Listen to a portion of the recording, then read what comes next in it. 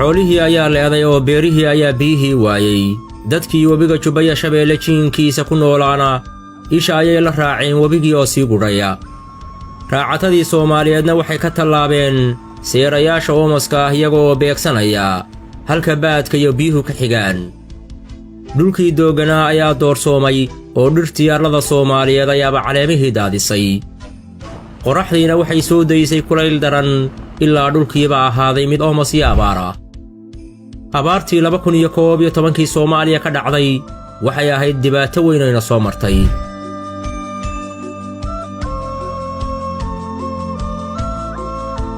tabaala adduun ayaana hesho lugteenu iyadoon talaabsan karayn dadkii Turkigaana taageero tisqaad iyo haddaan wax tiigsan karnaa tamar iyo lixaad haddaan tacab helay kuwii tolnimo waxii taray iyo dadkii Turkiga taariikhdu miyay hilmaami kartaa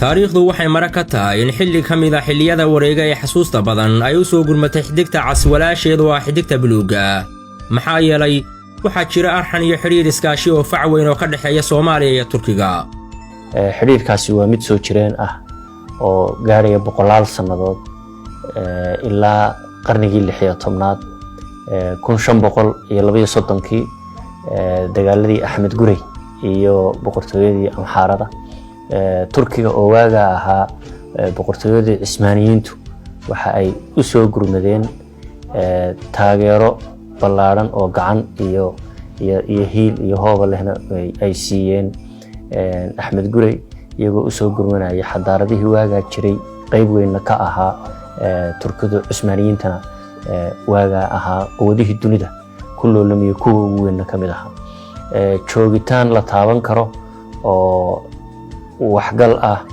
ayay ku lahaayeen geyiga Soomaalida iyo geeska Afrika guud ahaanba khaasatan Soomaaliya waqooyiga Soomaaliya waxay lahaayeen joogitaan rasmi ah iyagoo magaalada Berbera nidaamka biyo-gelinta oo ilaa hadda la isticmaalo iyagu sameeyay jeelka weyn ee Berbera iyagu sameeyay masaajidka weyn ee jaamaca Cismaaniyiintu waqtiga ay sameeyeen sidoo kale Saylac iyo dhulka raadad bay kaga tageen boqortooyada Cismaaniyiintu markii ay geeska Afrika iyo dhulka Soomaalida ay joogeen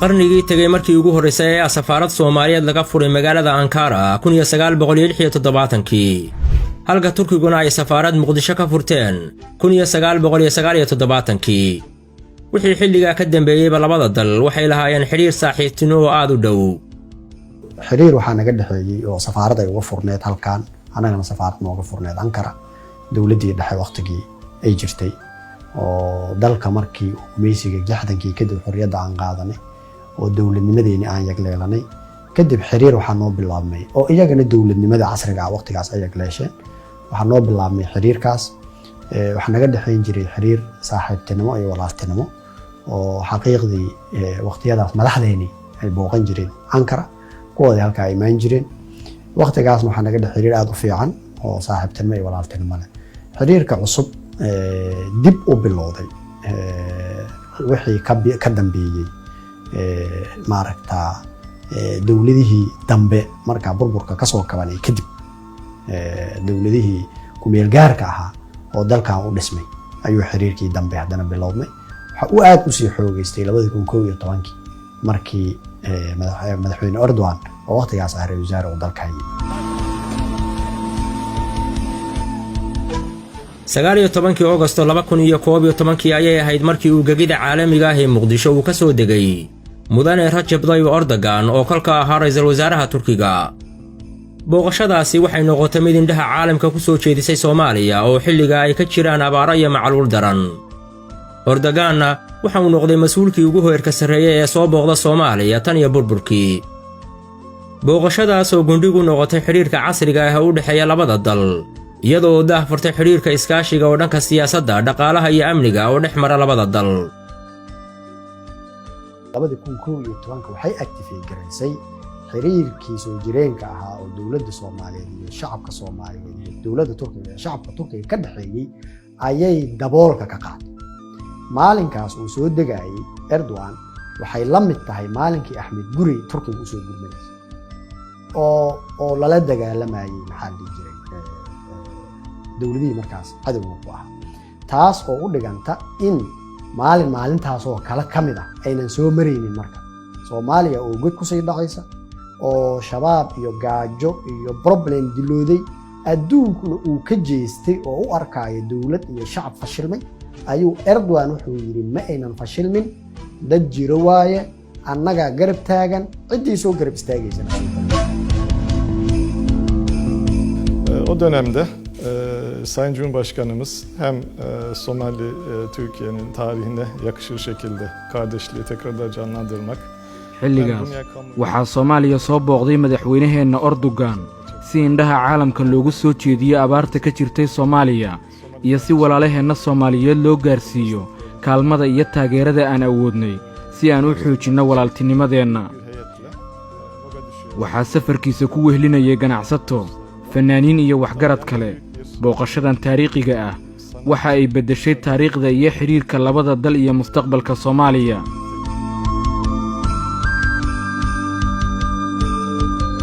Turkiga ayaa qayb ka noqday dadaaladii gargaarka ee dadkii abaaruhu saameeyeen iyaga oo bilaabay ololaha gargaarka bini'aadannimada ee Soomaaliya taasoo qayb ka ah diblomaasiyadda firfircoon iyo gargaarka bini'aadannimo ee siyaasadda arrimaha dibadda ee Turkiga. dowladdu waxay abaabushay dadka Turkiga waxay ururiyeen dhaqaale aad u badan. sanadkii 2011 deeqaha shirkadaha gaarka loo leeyahay ee Turkigu ugu deeqeen Soomaaliya waxay gaadhayeen 365 milyan halka dowladda Turkiguna ay ku deeqday 49 milyan oo dollar sanadkii 2011. wakaaladda iskaashiga iyo isuduwidda Turkiga ee TİKA ayaa soo gabagabaysay in ka badan 800 oo mashaariic oo iskaashi horumarineed ah oo ay ka fulisay Soomaaliya.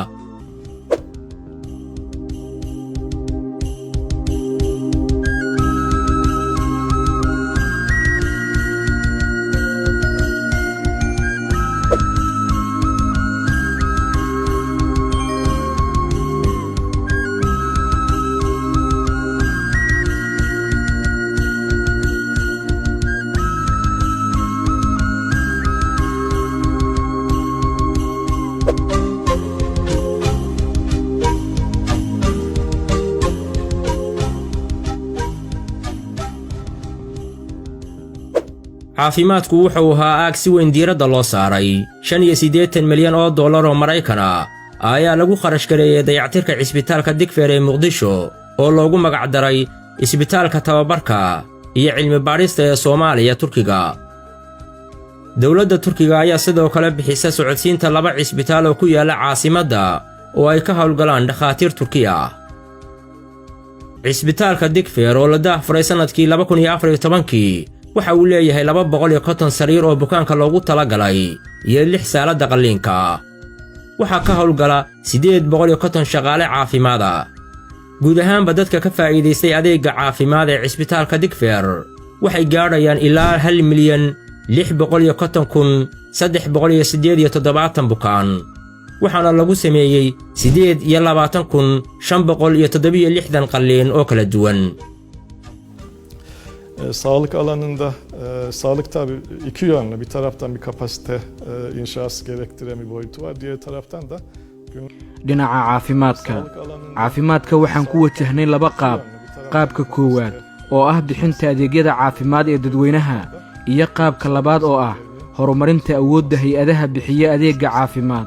tayeynta hay'adaha caafimaadka bixiya waxa ay abuuraysaa fursad ah in laga maarmo in sababo fudud dibadda loogu aado caafimaad. sidaasi awgeed waxaan halkan ka furnay isbitaal aad casri u ah oo bixin kara dhammaanba adeegyada caafimaad ee lagama maarmaanka ah. 2 sababood ayuu dhismaha isbitaalkani qaabilsan yahay. 1. bixinta adeegyada caafimaad ee loo baahan yahay iyo 2. barbaarinta iyo tababaridda shaqaale caafimaad tayo sare leh oo aan u diyaarinay qayb kasta oo ka mid ah caafimaadka. dhinaca kale si loo soo saaro shaqaale caafimaad oo tayo leh waxaan halkan ka aasaasnay kulliyadda culumta caafimaadka oo ku xiran jaamacadda culumta caafimaadka. waxaana halkan ka soo saarnaa shaqaale caafimaad oo aad u tayo sarreeya oo wax ku soo kordhinaya bixinta adeegyada caafimaad ee dalka. dhanka waxbarashadana hay-adaha dawliga ah ee Turkiga iyo ururada samafalku waxay si dhow ula shaqeeyaan wasaaradda waxbarashada hiddaha iyo tacliinta sare si loo qaabeeyo nidaamka waxbarashada dalka. dugsiyo cusub ayaa la dhisay, kuwa kalena waa la dayactiray si kor loogu qaado tayada xarumaha tacliinta sare ee Soomaaliya. tiika waxay ku taageertay dhowr jaamacadood iyo dugsiyo ka shaqeeya tacliinta sare, qalab waxbarasho iyo tashiilaad. Turkiga ayaa sidoo kale Soomaaliya ka hirgeliyay xarumo xirfadeed oo lagu tababarayo dhalinyarada laguna qalabeeyo qalab lagama maarmaan ah.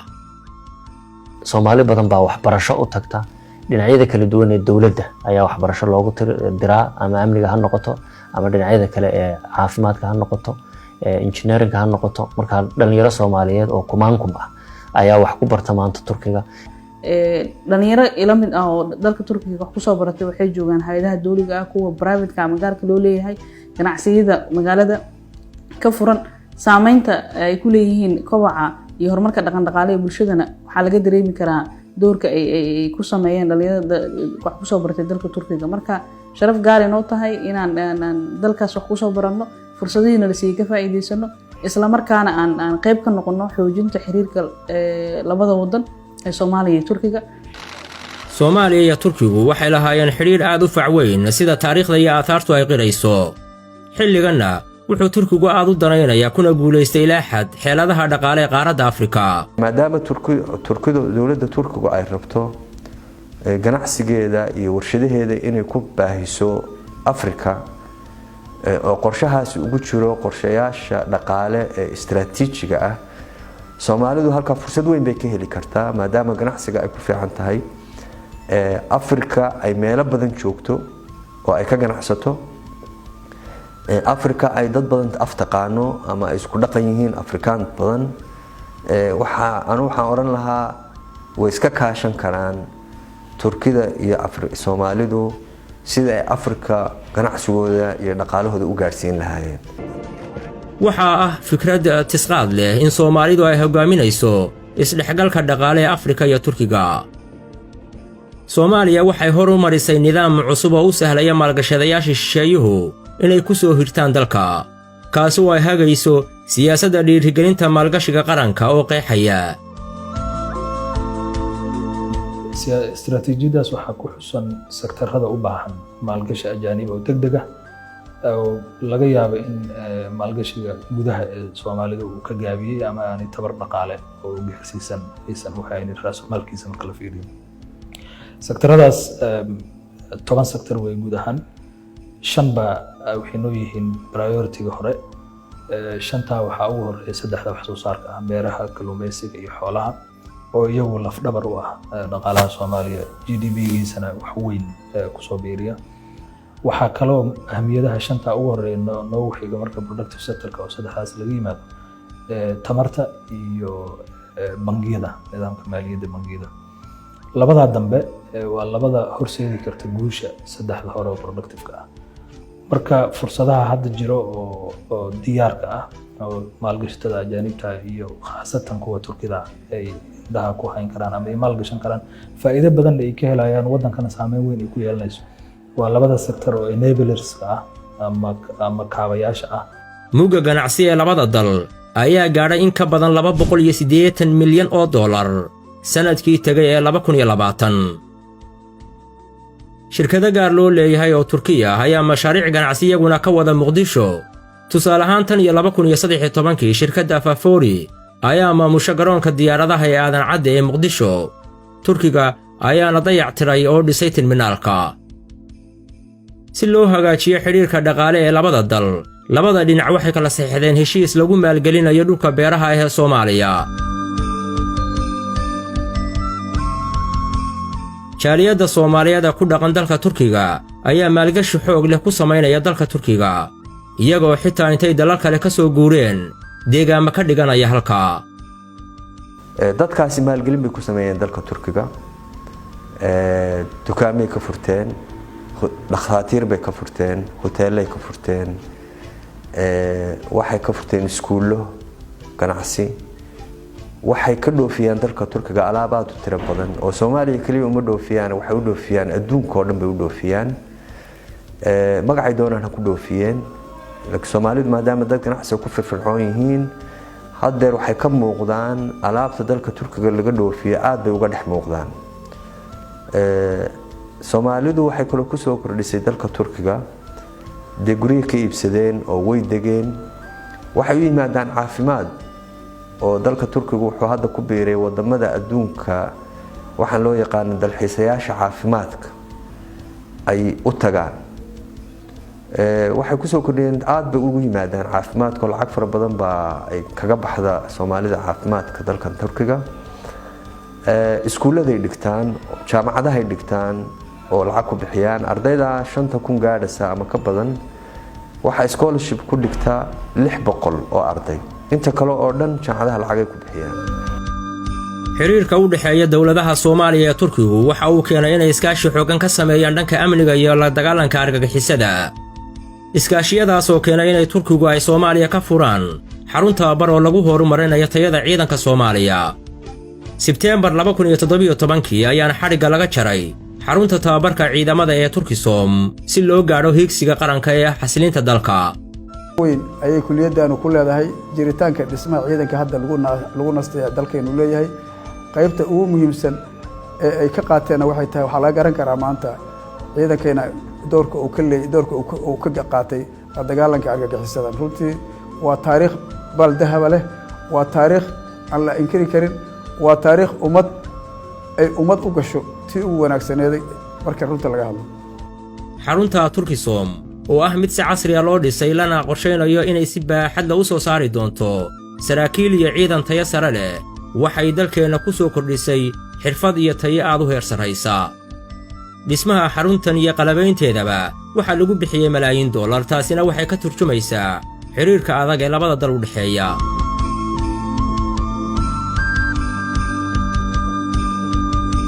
waxaan u mahadcelinayaa dowladda saaxiibaha nahay waalaha nahay Turkiga.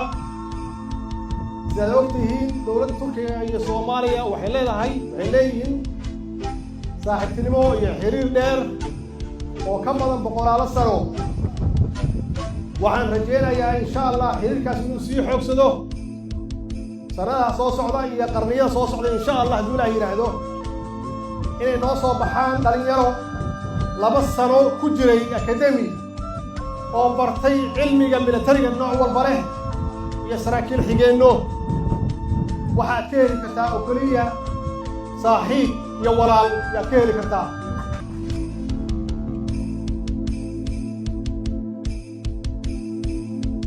dharaaruhu kala dhowrasho iyo xasuusa badane 19 bishii 8aad gaar ahaan sanadkii 2011 wuxuu si saxan oo la yaqaano ugu suntay yahay qalbiga ummadda Soomaaliyeed. kulka ay soo gurmadeen walaalahooda Turkiga uu hogaaminayo Erdogan. dhacdadaas dhowrsooni maanta way 10 jirsatay ee maxaa la gudboon labada dhan si ay uga wada shaqeeyaan qorshaha iskaashiga saaxiibtinimo ee labada dal. waxaan qabaa haddii aynu sii adkayno xiriirkaas in Turkiga iyo Soomaaliya ay noqon doonaan laba dal oo mataana ah oo walaal ah waxyaabo badan kala faa'iida waxyaabo badan kala kororsada waxyaabo badan iska kaashada sida Soomaalidu maanta ay u aamintay Turkiga oo ay u degtay Istanbul iyo Ankara iyo magaalooyinka kale oo haddii ay caafimaad rabaan inay u baxaan qof kasta oo kari karaya ama ha noqoto ganacsade ama ha noqoto madaxda ama ha noqoto muwaadiniinta kale ay rabaan inay u tagaan Turkiga halkii meel kale ay u tagi lahaayeen. haddii ay rabaan waxbarasho ay door bidayaan inay Turkiga u tagaan iyagoo meelaha kaleba raba inay tagaan. haddii ay rabaan iskaashi kale ay rabaan inay ka bilaabaan Turkiga waxay tusaysaa Soomaalidu siday u aamintay saaxiib iyo walaal weyn oo u soo kordhay oo ay ku tashan karaan iskuna tashan karaan. waxaan leeyahay xiriirka Soomaaliya iyo Turkiga ha noolaado xiriirka Soomaaliya iyo Turkiga ha quweysto ha adkaado labada dawladood iyo labada shacabna ha jiraan ha joogaan. waa mahadsantihiin waxaan leeyahay hambalyo. Wasalaamu calaykum waraxmatullaahi wabarakaatu.